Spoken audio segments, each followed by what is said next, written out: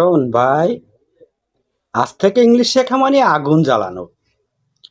Zero থেকে start করি, fire mode on. English শেখা কোনো ম্যাজিক না।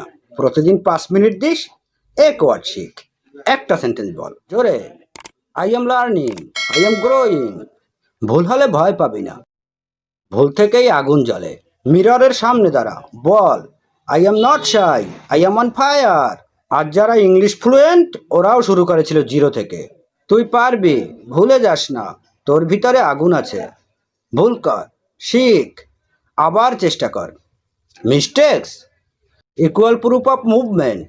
জিরো থেকে ইংলিশ মানে revenge against fear, doubt, laziness. এখান থেকেই শুরু কর ভাই।